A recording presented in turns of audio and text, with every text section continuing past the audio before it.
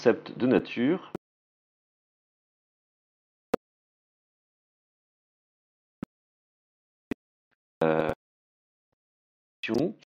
Du rapport de la nature et des normes. Nous allons chercher si en fait la nature comprise dans le sens moderne du terme, après Galilée, après Descartes, après Darwin, peut encore nous donner en fait une norme, un guide pour la direction de la vie humaine ou la direction de la société. Alors, je vous propose de parler de cette question dans la troisième partie. La nature peut-elle dicter nos normes? Alors, dans un premier temps, en fait, je ferai d'abord un constat assez général, prenant acte du bouleversement du concept de nature, pas spécialement par rapport à la théorie de l'évolution, mais disons à partir de Galilée et Darwin. Alors, dans le petit 1, l'homme est l'être qui rompt avec la nature.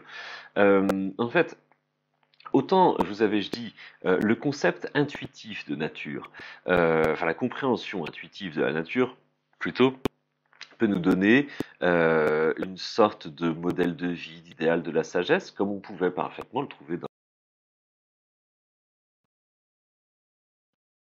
Puisque dans la Grèce antique, la plupart des formes de sagesse sont rattachées à l'idée d'une nature finalisée qui offrirait un modèle à l'existence humaine, qui offrirait une place déjà à l'homme dans le monde et un modèle, un sens pour la vie humaine.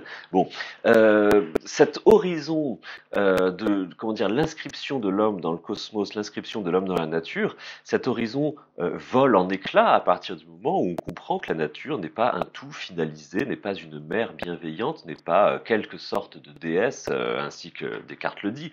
Hein. Et donc en fait, c'est le sens de la vie humaine qui en est totalement bouleversé. Hein.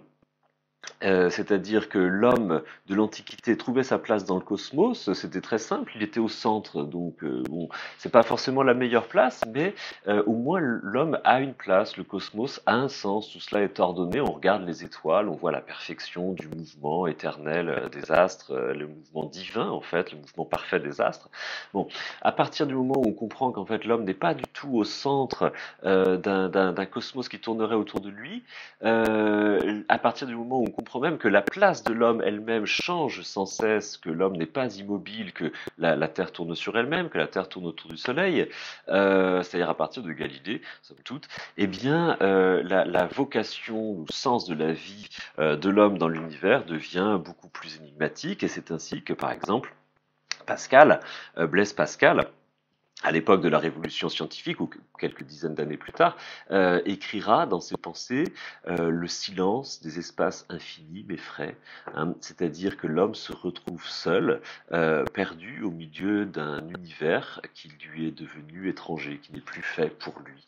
Hein. Donc voilà, les usages humains, la vie humaine n'est pas inscrite dans une nature éternelle, et c'est à l'homme d'inventer ses propres normes. Voilà, c'est ça en fait le sens du grand 3, hein, c'est à l'homme d'inventer ses propres normes. Alors, le thème du caractère conventionnel des usages n'est pas nouveau, en fait même il est un peu antérieur à la révolution scientifique moderne, mais en fait il va tout à fait de pair, puisque c'est, comme vous le savez peut-être, un thème très important dans la littérature du voyage et dans la littérature philosophique, en fait, à partir de la découverte des Américains, c'est-à-dire le fait que voilà, on ait découvert que de l'autre côté de l'océan vivaient des gens qui avaient des coutumes complètement différentes des nôtres, qui avaient des normes et des valeurs totalement différentes des nôtres, d'ailleurs peut-être plus proches de la nature que nous, hein, enfin que nous, que les Européens, disons, les Européens de l'époque. Mais oui, et à partir de là, pardon, il est clair que les usages et les coutumes sont quelque chose de relatif. Il n'y a pas d'usage qui soit naturel, il n'y a pas de coutume qui soit naturelle. C'est-à-dire que ce qu'on appelle naturel, c'est toujours l'usage qui correspond à une société donnée, à un moment de l'histoire donnée, et en fait, chaque société a tendance, bien sûr, à imaginer quel est le seul critère de la normalité, et que ces usages, ces croyances, ces traditions sont tout ce qu'il y a de plus naturel, et que les usages et les traditions des autres sociétés sont contre nature. Cela est une posture qui est en fait commune à peu près toutes les sociétés de la Terre. Hein. Je suis pas du tout en train d'en faire l'éloge, je suis pas du tout en train de dire oui, voilà, nous sommes les seuls représentants de la civilisation, les autres sont des monstres. Je suis pas du tout en train de dire ça. Simplement, cette attitude-là, qui consiste donc à naturaliser nos usages et à considérer les autres comme contre nature, hein, cette attitude-là, finalement, elle est extrêmement répandue sous tous les cieux. Enfin, peut-être que c'est la plus répandue de toutes. Hein. Donc, voilà, moi, ce que je voudrais simplement dire sur ce point, c'est qu'on ne peut pas juger des conduites au regard de ce qui est naturel et de ce qui n'est pas naturel. Alors, dans l'introduction, j'avais fait application de ce principe au problème de la sexualité, en faisant remarquer que les débats sur la sexualité, sur l'homosexualité, notamment, sont souvent catégorisés en fonction de ce qui est naturel et ce qui est contre nature, en disant oui, l'homosexualité n'existe pas chez les bêtes. Bon, alors apparemment, c'est pas tout à fait vrai. Bon, enfin, à la limite, peu importe, on s'en fiche. Mais surtout, est-ce là une raison? Parce que si on va de ce côté-là, dans ce cas-là, il y a une chose qui n'existe, alors là, encore moins chez les bêtes, c'est le mariage. Enfin, c'est le mariage tel que on le pratique dans nos civilisations depuis des siècles. Hein. Voilà une coutume qui est absolument, complètement étrangère au monde animal. Est-ce une raison pour comment dire, pour la faire disparaître, pour la supprimer?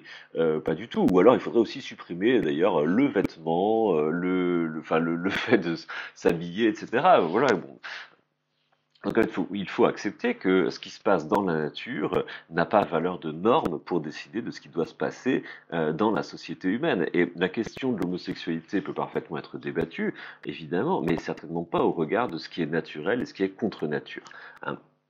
Alors, d'ailleurs, les anthropologues ou les ethnologues que j'évoquais tout à l'heure quand je parlais de la relativité des usages et des coutumes, les ethnologues nous ont appris qu'en fait, les règles du mariage étaient on ne peut plus variables entre les sociétés et que les modèles de parenté étaient peut-être la chose la plus originale, la plus caractéristique de chaque société. C'est-à-dire qu'il est complètement illusoire de croire que voilà, un papa, une maman, des enfants, voilà, c'est le modèle de la famille qui devrait être naturelle, avoir lieu, avoir cours sous tous les cieux, etc. Les ethnologues, au contraire, nous apprennent que ce qui définit le plus précisément un système social, ce sont les règles de mariage, qui sont extrêmement variables, extrêmement changeantes d'une société à l'autre, et qu'il y a en fait, par exemple, des tas de sociétés où la notion de père n'existe pas, ou alors la notion de père est étendue à tous les frères du géniteur, et la notion de mère est étendue à toutes les sœurs de la génitrice. Donc,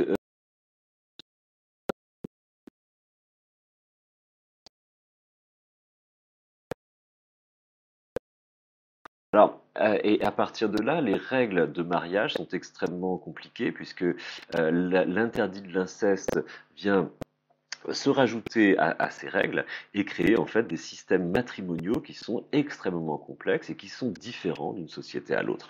Donc, on ne peut pas dire qu'il y a un modèle naturel de la reproduction qui serait le mariage classique que nous connaissons en Occident. Hein. C'est parfaitement faux, cela ne tient pas du tout compte en fait des réalités humaines. Bon. Alors, à partir de là, je voudrais revenir sur quelque chose que vous connaissez bien, c'est-à-dire l'idée qu'on trouve exprimée chez Kant que l'homme a besoin de s'éduquer pour devenir lui-même. C'est-à-dire que l'homme a besoin de tuteur, l'homme a besoin de s'appliquer des contraintes s'il veut devenir lui-même. Hein, c'est-à-dire que nous naissons tous avec des potentialités, des capacités qui resteraient en sommeil si nous ne nous donnions jamais la peine de les développer par un travail laborieux, répétitif, parfois ennuyeux, mais absolument nécessaire.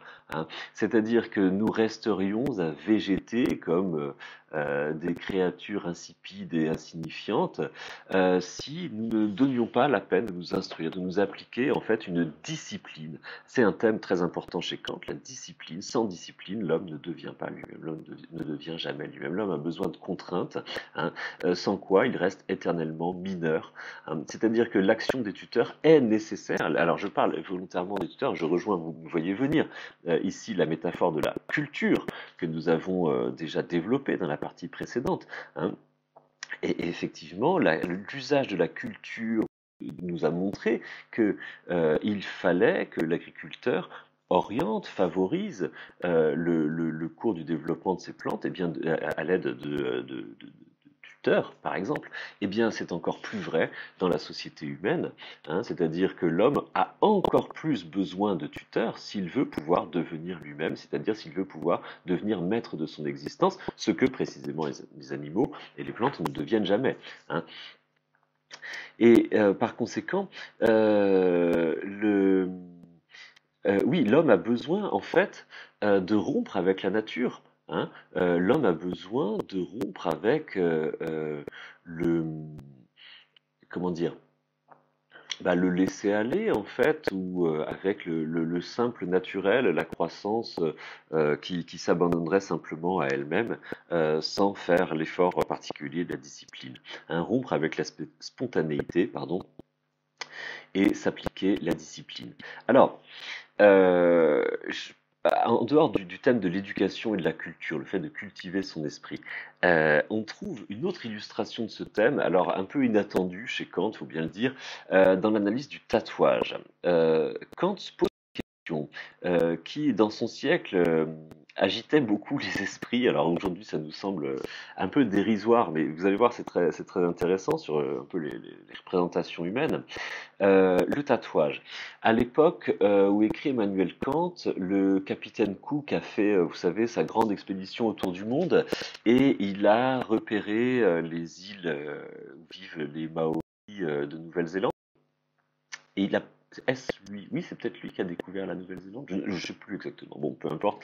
Et donc, on a découvert ainsi dans le Pacifique Sud des hommes qui sont entièrement tatoués, des guerriers féroces, farouches, etc. Et alors, c'est très bouleversant pour l'époque quand même. Non pas tellement la pratique du tatouage, mais en fait, enfin, l'ensemble des traits, parce que les Maoris quand même, c'est sacré. Bestiaux, enfin je veux dire, à l'époque, les Maoris, vous savez, se liment les dents pour les avoir pointus, pour mieux effrayer leurs ennemis, et puis aussi pour plus commodément, enfin ils sont à l'époque, ils sont anthropophages, hein, très clairement. Hein, donc la guerre, ça se termine en général par un bon repas, si vous voyez ce que je veux dire. Et donc ils ont le corps tatoué, les dents limées, enfin ils ont une allure vraiment extrêmement effrayante. Même un siècle plus tard, quand Darwin les apercevra à bord du Beagle quand il fera le tour du monde durant 3 années entre 1832 et 1835. Quand Darwin verra les spécimens, hein, les anthropophages maoris de Nouvelle-Zélande, il dira mais en fait je comprends pas qu'on puisse avoir autant de réticence face à la théorie de l'évolution, c'est-à-dire de dire que finalement les hommes descendent du singe. Moi ça me choque moins que de voir mes semblables avec leurs dents pointues qui menacent de nous dévorer si nous tombons entre leurs mains. Voilà. Bon. Euh, le fait est que le tatouage est vraiment pris à l'époque comme, dans les représentations populaires européennes, comme une marque de monstruosité, en fait. Hein, c'est-à-dire que c'est un usage qui est tellement éloigné des représentations du corps qui ont cours en Europe au XVIIIe siècle, à l'époque de Kant, et même au XIXe siècle, que le tatouage est vraiment pris comme une pratique totalement contre nature. Quoi, hein. Et d'ailleurs, en fait, le tatouage ne deviendra un usage en Europe qu'à partir du XIXe siècle seulement dans les sociétés les sociétés de hors-la-loi, hein, c'est-à-dire dans le monde des malfrats, de la pègre, etc. Donc vraiment comme un contre-modèle, pas du tout comme une pratique socialement valorisée, comme c'est le cas aujourd'hui. Hein. Euh, Et alors, Kant nous dit, oui, que faut-il penser de ces indigènes trouvés en Nouvelle-Zélande ou dans les îles du Pacifique Sud dont le corps est entièrement couvert de tatouages? Est-ce une preuve de monstruosité?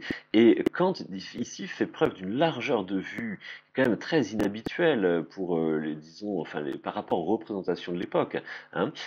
Kant fait remarquer que, en fait, cet usage de se tatouer est, bon, même s'il peut nous sembler choquant, de même que les dents limées, etc., cet usage de se tatouer est finalement et tout ce qu'il y a de plus humain. Elle correspond vraiment à un besoin humain fondamental, le besoin de transformer son corps. C'est-à-dire que l'homme est l'être qui n'hérite pas son corps de la nature. L'homme est l'être qui transforme son corps, qui ressent le besoin de transformer son corps. C'est-à-dire que on peut le voir, pardon, d'un point de vue anthropologique. Euh, le XVIIIe siècle a beaucoup spéculé sur l'homme naturel qui vit au fond des bois, tel un animal, et qui serait le représentant de la bonté native, la bonté originelle de l'homme. Mais la vérité, c'est que les anthropologues n'ont jamais découvert de société où les hommes vivaient nus, entièrement nus, ou bien sans parure, sans coiffure, sans... C'est-à-dire qu'en fait, et d'ailleurs aussi, on n'a jamais trouvé de sociétés dans lesquelles les hommes vivaient seuls, ou dans, enfin du coup, ce serait plus vraiment des sociétés, ni de sociétés sans langage. Donc en fait, tous les groupes humains qui ont été découverts à ce jour, c'est des sociétés structurées avec langage et avec du vêtement. C'est-à-dire que, en fait, ce que les anthropologues nous apprennent, c'est que ce que nous appelons vêtements ne définit pas en fait ce que c'est qu'un vêtement. Une parure suffit à représenter un vêtement. Un pagne, c'est un vêtement. Un Indien qui va nu dans la forêt, mais avec une plume dans ses cheveux ou bien un collier à son cou, il porte un vêtement. Sont des vêtements, hein, et sont considérés par ces peuples-là comme des vêtements, comme des façons de se couvrir. C'est-à-dire que, en fait, paraître sans parure, sans coiffure, etc., serait un signe d'indécence dans ces sociétés-là, hein. Donc en fait, l'anthropologie confirme que l'homme n'hérite jamais de son corps tel quel et qu'il éprouve toujours le besoin de le modifier, le besoin de le faire sien. C'est-à-dire que l'homme a besoin de s'opposer à la nature pour devenir lui-même, pour devenir esprit, hein. Et voilà, c'était le point auquel je voulais arriver aujourd'hui, hein, dans cette vidéo, pardon, hein, c'est que l'homme a besoin de se séparer de la nature pour fixer ses propres normes et non pas reproduire, reconduire des normes qui lui seraient données directement, dont il hériterait de la nature. Voilà. Alors, nous terminerons le cours dans la prochaine, la 6e vidéo.